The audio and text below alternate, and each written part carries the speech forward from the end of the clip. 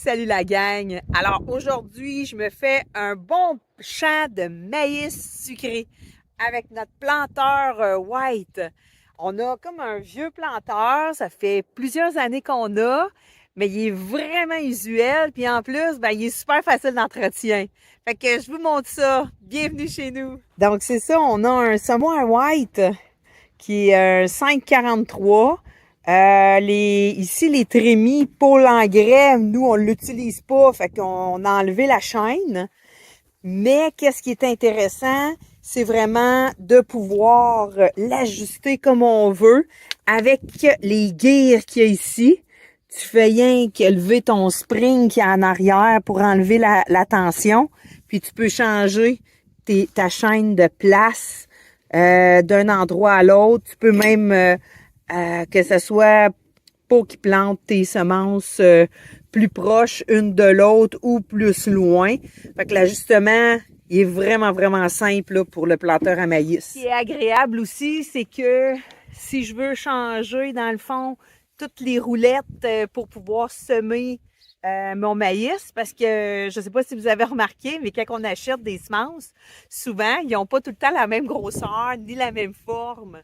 Fait que je change mes roulettes, puis j'ai un gros, ici, là, comme un gros kit de roulettes, que j'ai un gros paquet, là.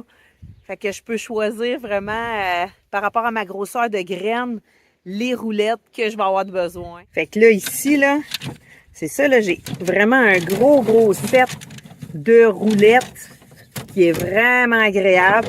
Fait que là, je vais vraiment regarder c'est quelle grosseur de semence qui rentre dans la bonne roulette. Puis là, après ça, je vais pouvoir l'ajuster dans ma trémie. Quand je veux nettoyer, dans le fond, ici, mes affaires, j'ai juste à dévisser ça. Je la baisse. Après ça, je retire. Puis là, je peux la vider. Hop. Puis là, ici, j'ai 2 vis enlevées. J'enlève elle. Tout s'enlève. Puis là, je peux changer, dans le fond, ma roulette ici, là. Et là, j'ai pas besoin de la changer aujourd'hui, mais c'est direct de même. Après ça, pour la remettre, mais dans le fond, ben, le morceau ici, là, il faut qu'il rentre dans le trou, là. Je vais essayer de vous montrer un peu. C'est pas évident de tenir un téléphone en même temps. Si on peut voir. Voilà. Là, il rentrait en arrière. Là, ici, il faut juste que je la mette comme ça ici. Et là, hop, je la visse. Puis là, ma benne est correcte. Toutes mes bennes sont bonnes.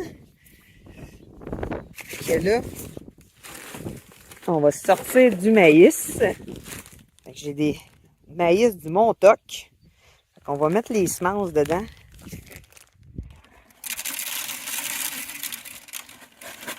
C'est sûr, j'ai pas des grosses quantités de maïs, là. Parce que nous, avant, on faisait du maïs grain. Maintenant, on n'en fait plus. Mais on se fait quand même du maïs sucré. Quand je veux trouver c'est quelle roulette qui fit, je prends un maïs qui est quand même assez gros. Puis là, après ça, je vais sortir mes roulettes. Puis je vais regarder dedans laquelle que mon maïs il reste dedans. Là. Je sais pas si je monte bien. Comme ça ici, là, ça serait ben trop gros. Ça aussi, ça c'est pas pour des graines de maïs, c'est plus pour des graines comme de fèves ou des choses comme ça là, quand ils sont sur le long.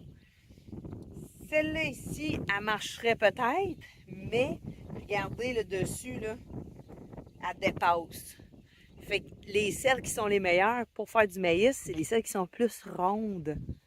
Fait que j'en ai là ici, là, qui sont un petit peu plus rondes.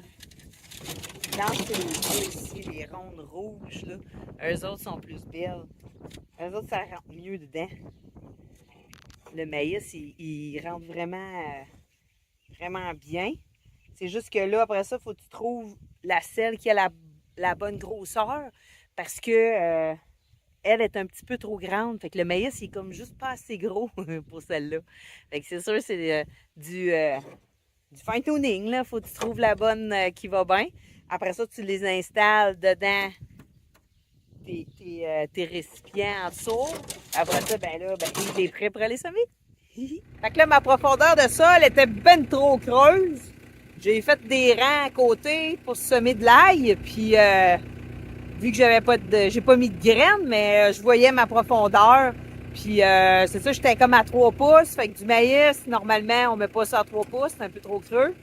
Fait qu'on va remonter ça pour que notre graine arrive à peu près à 2 pouces. 1 pouce et demi, 2 pouces, là, pas plus que ça. Normalement. Fait que ça, c'est ma profondeur. Fait que là, nous autres, on était ici. J'étais quasiment à 3 pouces dans le sol. Fait que là, on se fait 2 coches. Normalement, c'est un demi-pouce de la shot. Un demi-pouce du trou. Normalement, ça c'est. Dans le temps, c'était le même. OK. Fait qu'on va Ah, monter ça de 2 trous. oh, il n'est même pas le même trou, hein. Ah, tu vois, peut-être que lui, il est correct. 6, ça. 2, 4, 6. Qui en mange rien qu'un. D'où l'importance. 2, 4, 6.